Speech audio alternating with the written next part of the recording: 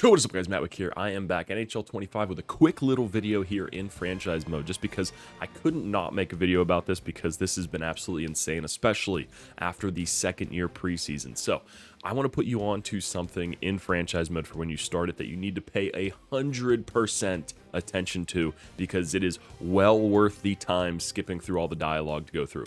So what I'm talking about here is the player conversations to set off-season and regular season goals. This has been absolutely insane for me so far, so I'll go into a guy I haven't done it with yet, like Joe Pavelski, and I'll show you guys what I'm talking about. Oh, looks like it's not actually going to let me do it. So regardless of that, whenever you're in the off season, go through every player's goals.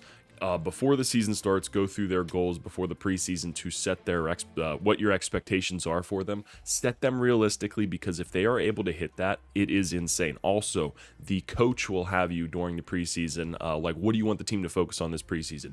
I would recommend always choosing 5v5 focused, because it gives a boost to their offensive and defensive awarenesses, which can influence overalls like fucking crazy, guys. Check this out. This is my lines in year 2. So base rosters, when this game launched, 12 o'clock, whenever it was, I had this franchise loaded up at 12:05 and was ready to go. Didn't change anything with the rosters, was good to go.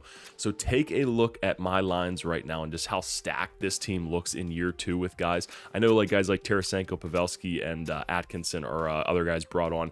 But I mean, if you look at everybody across the roster, Ricky Combs is a great example of this. 18 years old, drafted him last year. He was in the first draft that when I started the franchise mode up, 80 overall. He is already an 87 overall, because every time I had something for him come up, I said, focus on your offensive and defensive awareness. Now they're up to 90s, and he's 19 years old.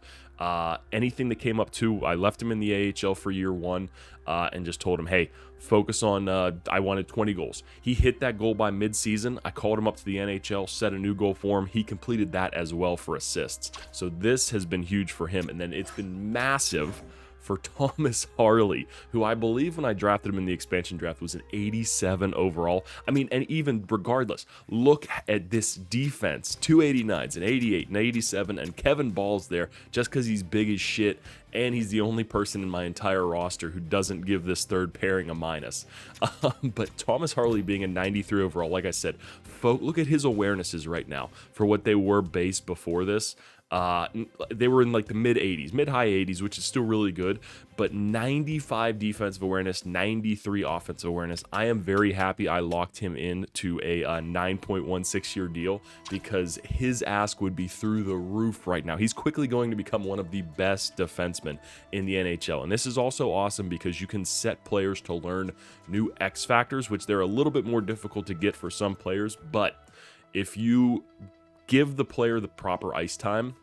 For example, for Thomas Harley year 1, there was an option to get him new shooting boost, which would have given him which he needed like 10 power play goals. Now, obviously, for a defenseman who's a two-way defenseman who doesn't have a great shot, which isn't half bad, but still 10 goals for the power play was asking a lot with the quality of our team. So obviously, you don't want to go for something like that, because that's kind of just going to be a waste.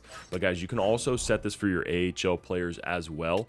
Like I said, every year, and it's awesome too, because whenever you draft a guy, the day after the draft, if he's like a top 5, top 6 something pick or 80 overall that you sign, you can immediately set his off-season focus. So this sets a little bit more emphasis on possibly signing those guys, getting them into your AHL team, so that way you can start developing them with that off-season and in-season focuses, and then you can control that by how much ice time you give them, and then just hope and pray at that point. Or even if you want to, I saw there's one to get like 3 hat tricks. Put the game on fucking rookie, play 3 games and scored 3 hat tricks with the guy. So just wanted to put everybody on that for when franchise mode, or for when the game drops and you boot up your franchise modes. Do not skip that part, because it has been insane for me right now. I showed you Ricky Combs. Let's take a quick look at the Anaheim Ducks, because they had the first overall pick that year.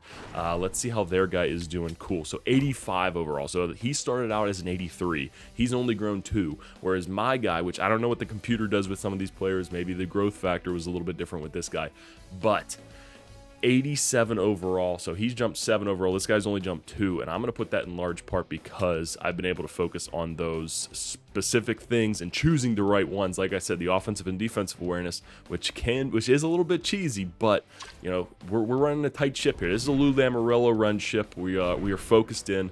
You do get a minus to your deking whenever you do the plus 5v5 focus during the off season. Or during the regular, I went through all of them, preseason. So that is a little bit of a drop-off there, but to me, that drop-off is well worth it. Whenever you're able to get that offensive and defensive awareness up to sacrifice some deking, I don't have a problem with that. So guys, when you start your franchises up, this is just a quick tip. Do not skip that stuff because it has proven already to me to be massively important. But guys, I hope you enjoyed this video. Let me know if you've had the same kind of reactions, if you've been using them, if you've been skipping them. If you've been skipping them, tough luck on you. Might want to really start focusing on that now. But guys, thank you for watching the video. Also, wait, one little thing I'll give you real quick as well, just because you could miss it. It is easy to miss. So we'll go into Ricky Combs here again. If you do set goals for the players, you can see that here on their morale screen. So goals and promises you see for the first half of the season, I want him to get 10 goals, which I have him playing first line minutes with top tier players, power play first line time. So he should be able to hit that very easily and get another massive jump up to whatever overall he goes up there. So this could be absolutely insane. I might be rocking a half squad of 99s at some point. But guys, thank you for watching the video. Let me know your thoughts on this. Make sure to leave a like on the video so more people can see it, and subscribe to the channel for more NHL 25 content. That's gonna be this one. Peace.